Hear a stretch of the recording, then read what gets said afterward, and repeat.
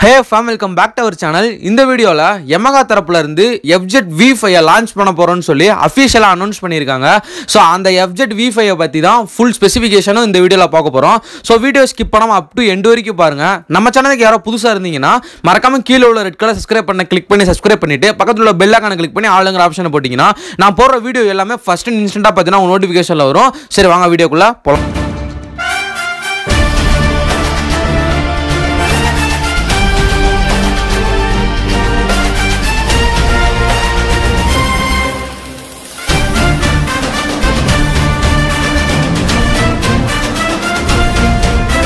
From வீடியோக்குள்ள போறதுக்கு முன்னாடி ஒரு முக்கியமான விஷயம் நான் சொல்லிக்கிறேன். நான் இப்போ வரைக்கும் நம்ம பைக் அப்கமிங் வீடியோஸ் போட்டனால அதில் நிறைய பேர் கீழே என்ன கமெண்ட் பண்ணுறீங்க அப்படின்னா இதெல்லாம் ஃபேக் அப்டேட் வியூஸுக்கோசரம் இவன் நிறையா பேசுகிறான் பொய் பேசுகிறான்னு சொல்லி நிறைய பேர் கமெண்ட் பண்ணுறீங்க. இப்போ நான் சொல்கிற ஒவ்வொரு அப்டேட்டும் ஒவ்வொரு பைக்குமே நீங்கள் கூகுள் பண்ணி பாருங்கள். கண்டிப்பாக நான் சொல்கிற எல்லா ஃபியூச்சர்ஸ் ஸ்பெக்ஸ் எல்லாமே அந்த கூகுள்லேயும் இருக்கும். மறக்காமல் அப்படி கமெண்ட் பண்ணுறவங்க கமெண்ட் பண்ணுறதுக்கு முன்னாடி அந்த மாதிரி பார்த்தீங்கன்னா கூகுள் பண்ணிட்டு வந்துட்டு இங்கே கமெண்ட் பண்ணுங்கள். இந்த FZ V5 மொத்தம் 3 வேரியண்ட்டாக வந்து லான்ச் பண்ண போகிறாங்க.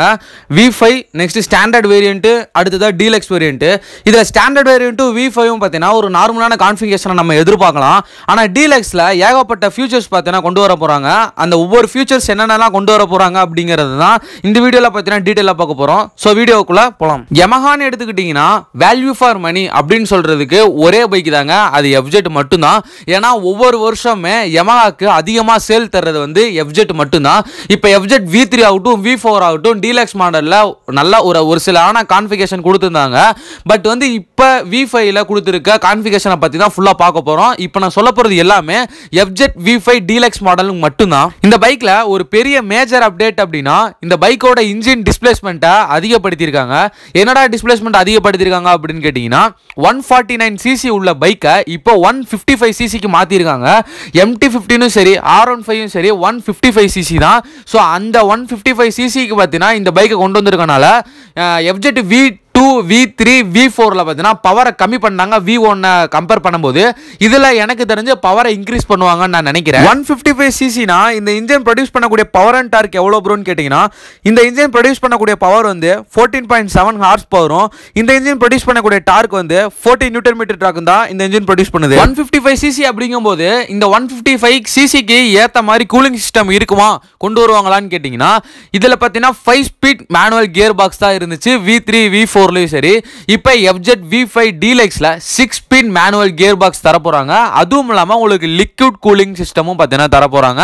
இப்போ நான் சொல்றது எல்லாமே FZ V5 டீலக்ஸ் மாடலுக்கு மட்டும்தான். எப்பவுமே வந்து ஒரு பைக்ல சிங்கிள் சேனல் ABS இருக்கு அப்படின்னாலே கண்டிப்பா அது வந்து நமக்கு ஒரு எமன் அப்படின்னு தான் சொல்லுவோம். ஏன் அப்படின்னா எப்பவுமே ஒரு பைக்ல சிங்கிள் டிஸ்கா இருந்தாலும் கண்ட்ரோல் பண்ணிடலாம், 2 ட்ரம் பிரேக் இருந்தாலும் கண்ட்ரோல் பண்ணிடலாம். ஆனா சிங்கிள் சேனல் ABS இருக்கும்போது ரொம்ப ரொம்ப ரொம்ப ரொம்ப கவனமா இருக்கணும். ஒரு டேஞ்சரஸான சிச்சுவேஷன்ல நீங்க வந்து single channel ABS front break apply பண்றீங்க அப்படின்னா அது உங்களுக்கு பெரிய ஆபத்துல போய் முடியும்.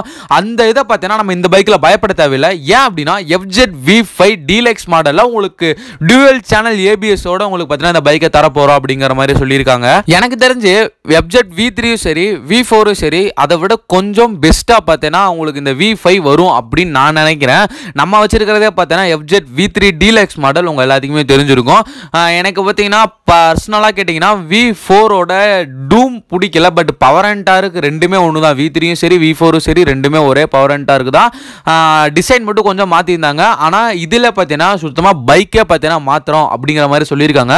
இந்த FZ V5 டீலக்ஸ் மாடல் மார்க்கெட்டுக்கு வந்தால் யார் யாரெல்லாம் வாங்குவீங்க அப்படிங்கிறத மறக்காம கீழே உள்ள கமெண்ட் பாக்ஸில் கமெண்ட் பண்ணுங்க. அதை விட ஸ்டார்டிங்லேயே நான் சொன்ன மாதிரி நிறைய பேர் வந்து வியூஸுக்காக பண்ணுறான் ஃபேக்கான அப்டேட்லாம் தரான்னு சொல்லி நிறைய பேர் கமெண்ட் பண்ணுறீங்கல்ல. இது கமெண்ட் பண்ணுற எல்லாத்துக்குமே பார்த்தீங்கன்னா நான் சொல்லிடுறேன், தயவு செஞ்சு இப்போ நான் சொல்கிற ஒவ்வொரு பைக்குமே நீங்கள் போய் கூகுள் பண்ணி பாருங்கள். கண்டிப்பாக பார்த்தீங்கன்னா கூகுளில் நான் சொன்ன அப்டேட் எல்லாமே இருக்கும்.